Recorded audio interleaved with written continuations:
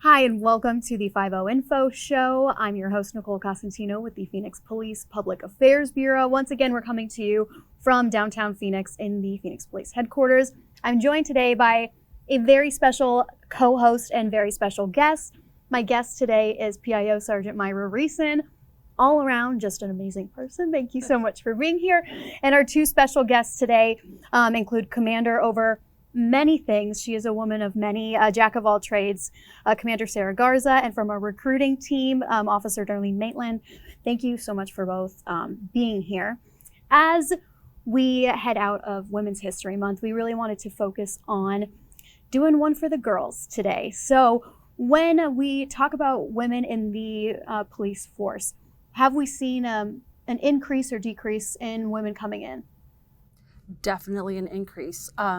So thinking back at my first day at my first precinct on FTO, the women's locker room was very open. Like I had the pick of the locker in there. There were, we didn't have that many. And now you walk into a precinct locker room and every single locker has a lock on it. That just tells you how much we've grown. When we are trying to look into reasons to get women into law enforcement, what are some of the main reasons why we should have more women in our force?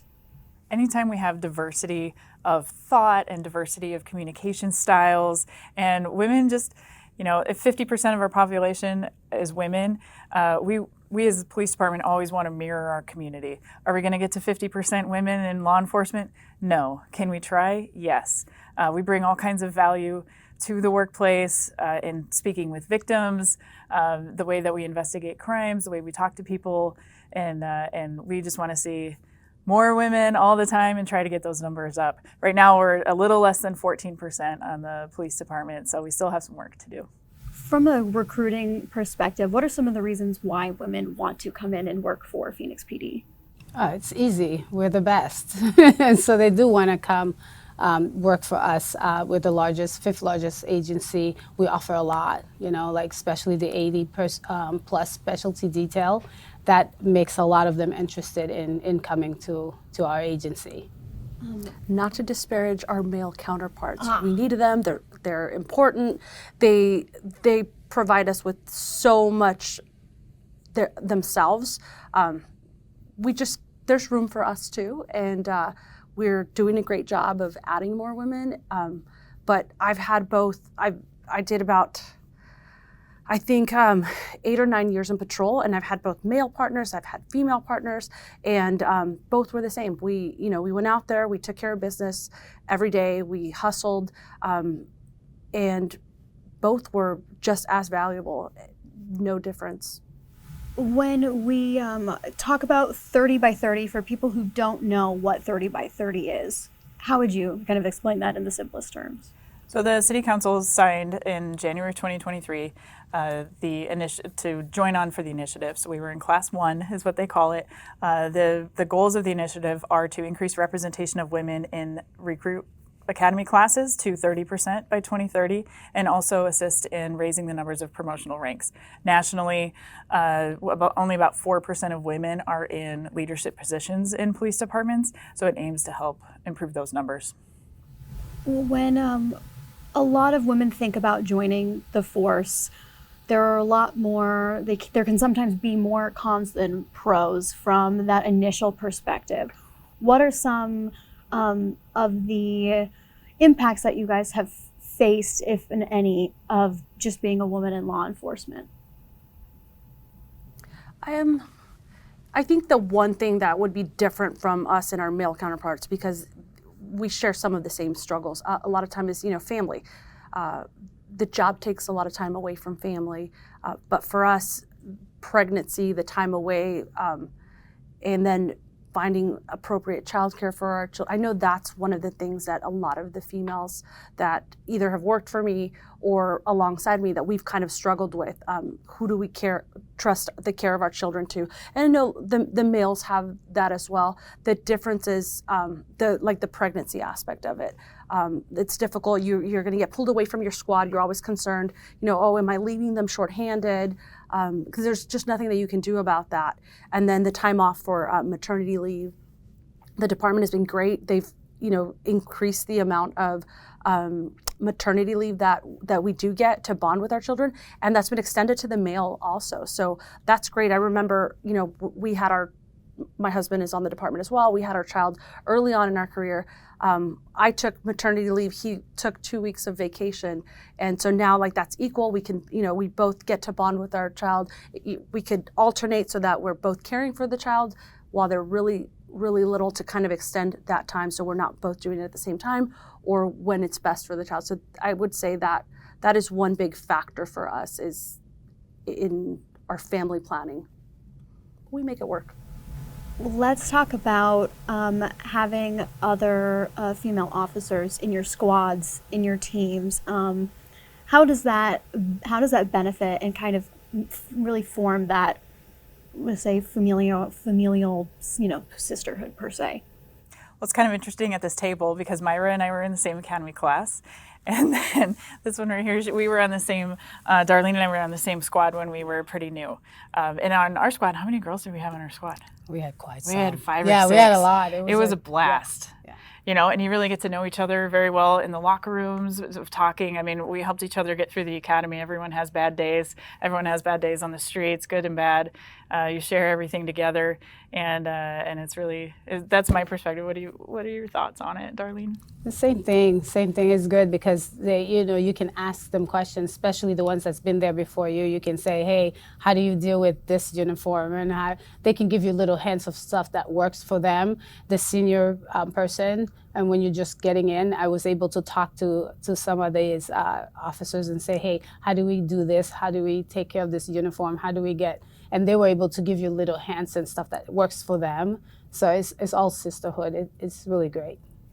When, let's go back to when you're on patrol, do you think that there are many advantages from the public's view of these, sometimes you're in a crisis, sometimes you've experienced something really awful, having a female officer there that other females that are in the public really can feel more at ease when you guys are there? Well, I mean, first of all, we're going to do the job that we've got to get done, whether it's a male officer or not. But having the ability to have a female on the squad or on shift at some point that could come in, let's say, a younger female with a sexual assault case or something, might feel a little more comfortable with talking to a female officer than a male. So those things are really important, and not that this investigator can do any different than a different investigator. It's just the comfort level, is she going to be able to open up and talk to us and tell us what's going on, or is she going to shut down? So that brings a level of comfort, and to have that available.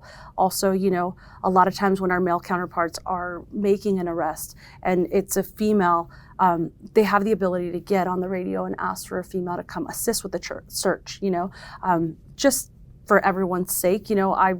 I probably would prefer too.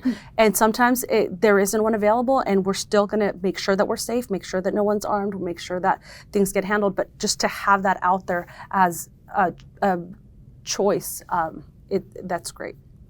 Sometimes the victims do ask for female. They've asked for female. I've answered many times for that. And like you said, just the same thing with female search. And sometimes also you can have a little child, and sometimes they feel more comfortable to talk to a female than they do the males. The male officers do amazing jobs, and sometimes they'll turn around and say, okay, I think they'll feel more comfortable talking to you, and it's good to have an officer that is a female that can say, okay, fine, I'll take care of that. Yeah. It's also really nice to have that representation in the uniform, so that when Darline talks about younger girls that might see us responding to calls, it's easier to see what you can see, right? So we always try to say with the 30 by 30 work groups that we have in the initiatives that we're running, it's hard to be what you can't see.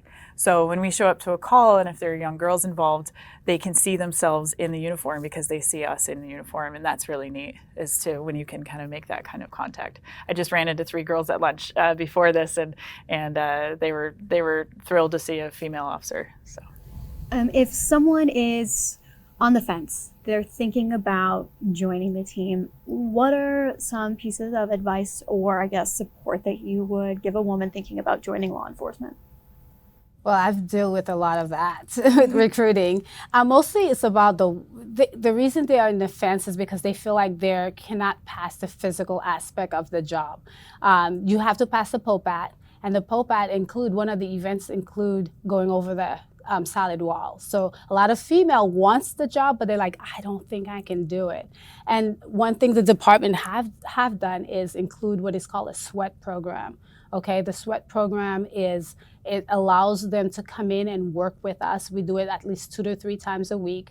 Allow them to come and work with the recruiting team, and after the workout, they can try any of the 5 events in the that they're going to have to pass for the POPAT, and they get to see other female. And that event, we have more female that attends that. We do have a lot of males, but we tend lately to have a lot more females, and they're able to see to try different techniques, and it's like a family, you know. We help each other get over that wall. So therefore, that's one obstacle that we can help them with.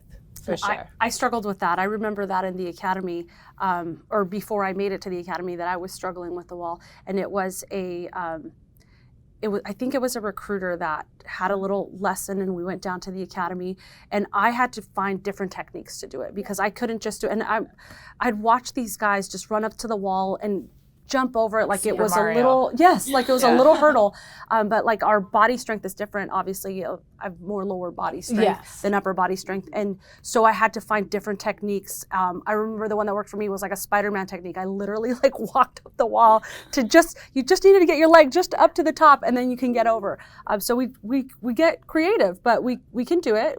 We can do anything. I'm going to be looking for some videos.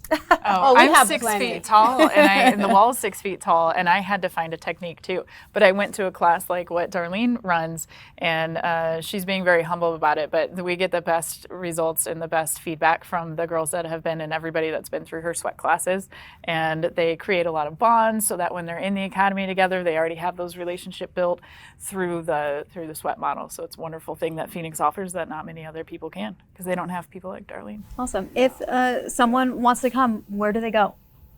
They go to joinphxpd.com, and they look for under recruitment, and there'll be events, and it'll say sweat, SWET. Awesome. I just want to thank you guys for being here and for our crew, because just even in my short time being here, there are so many kick butt women here, and it's a great team to be welcomed into, and one I highly suggest if anyone is wondering about it. So thank you guys so much for taking the time out, and like to thank the crew as well. And as always, you can help fight crime in your community and potentially earn a cash reward by sending tips to Silent Witness. You can visit silentwitness.org or call 480-WITNESS. And you can follow Phoenix PD on all of our social media platforms. You can visit phoenix.gov/police, and we're hiring, like we said. Go to Phoenix PD. Go to joinphoenixpd.com. How many times can I say? Joinphxpd.com. Thanks for joining us. And then until next time, remember, we are all in this together.